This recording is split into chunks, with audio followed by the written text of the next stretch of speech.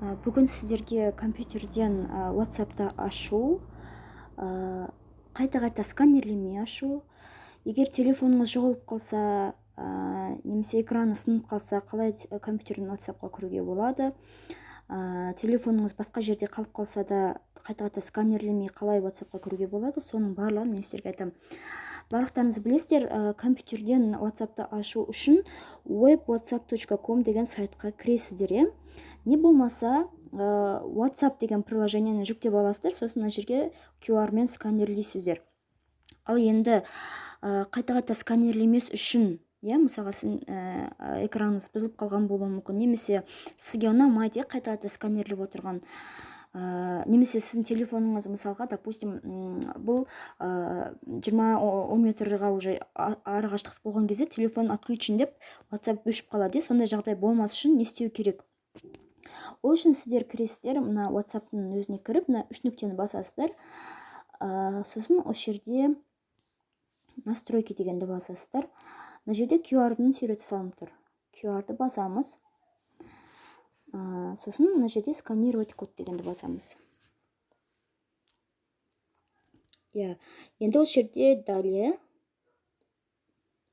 Енді ең негізгі момент. Осы жерге өте мұқият болыңыздар. Мына жерде привязка устройства десеңіз, қазір WhatsApp-қа кіріп кетеді. Бірақ келесі жолы кірген кезде тағы да сканерлеу керек болады. Ал енді өтіп жасамас үшін не істеу керек? Сіз бета-версия для нескольких устройств дегенді басамыз. Сіз бета-версияны қолданып тұрсыз дейді. Біз уже кірдік неге? Біз бета-версияға кірдік.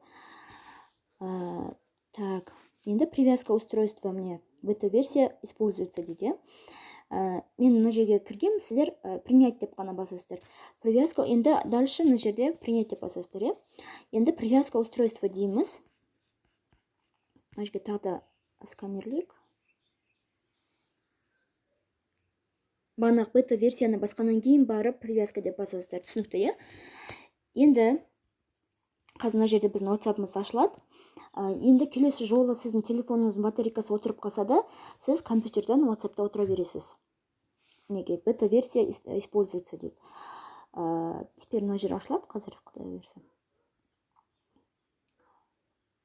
Неге? Қазір мен камерамен көрсете салайын, менің экраным.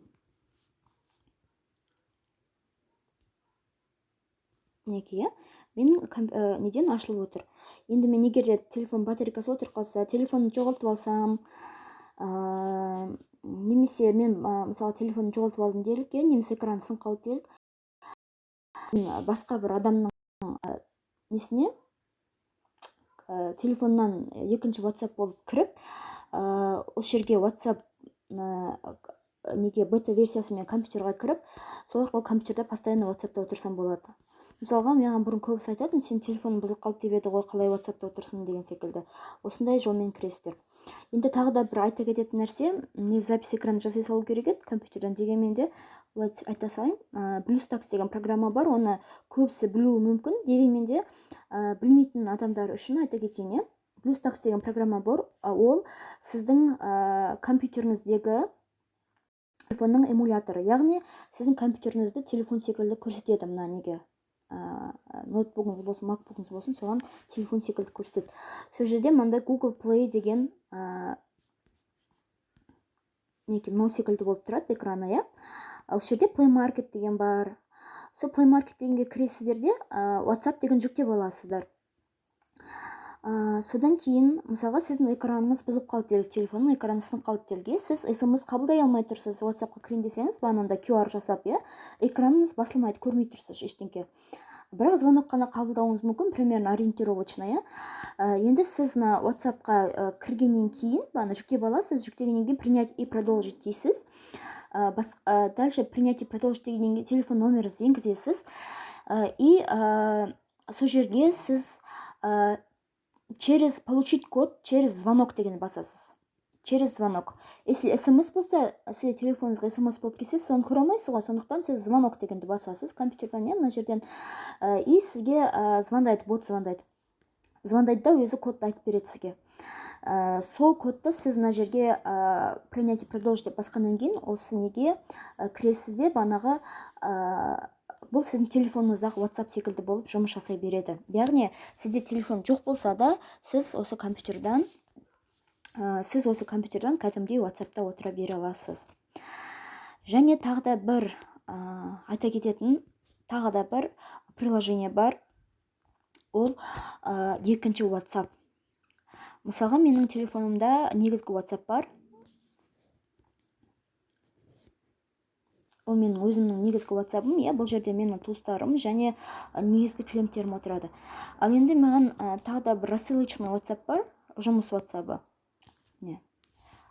Бұл жерге мен мысалға рекламаға рассылка жасаймын, клиентте басқа мысалы өте шұғыл емес клиенттер болады. Көбінде рекламаға рассылка жасау үшін отырам.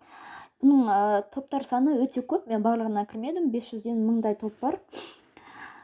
Қазақстан бойынша барлық топтар бар. Бұның бір жақсы, бағанағы топтар бөлек және адамдар бөлек тұрады. Бұл екінші WhatsApp, бұл жерде менің уже Билайн номермен тіркеліп тұрмын мына жерде. Ана жерде актив номермен тіркеліп тұрмын. Яғни менің бір телефонымда 2 WhatsApp бар. Сізде егерде қаласаңыз, сондай біреуін личный WhatsApp ретінде, екіншісін рабочий WhatsApp ретінде қолдана аласыз.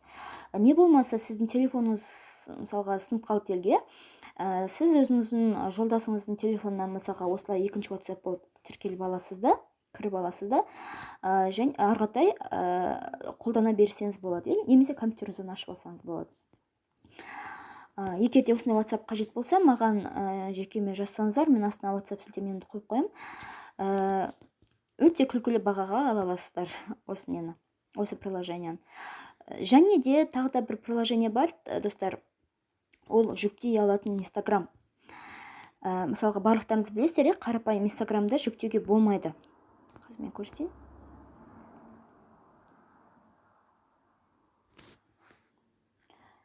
Қарапайым Instagramнан біз ештеңке жүктей алмаймыз, оны барлықтарыңыз білесіздер. Мысалға, мен мына түрдегі, мен мына жерде ештеңке жүктей алмаймын, жүктейін десем. Ал енді мен бағанағы жаңа Instagramға кірем.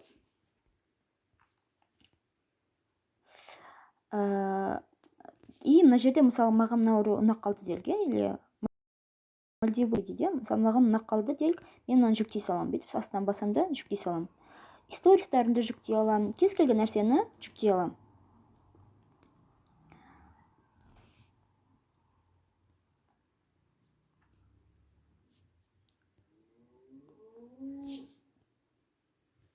Скачать деп баса салады. Ал кәдімгі неде оны жүктеуге мүмкін емес. Кәдімгі WhatsApp'та оны жүктеткізбейді. Осындай Instagram қажет болса, тоже жекеме жазсаңыздар, мен сіздерге бұны да өте күлкілі бағаға бере аламын. Сонымен достар, қандай да бір көмегім қажет болса, жазыңыздар, мен сіздерге көмектесуге дайынмын. Назарларыңызға үлкен рахмет.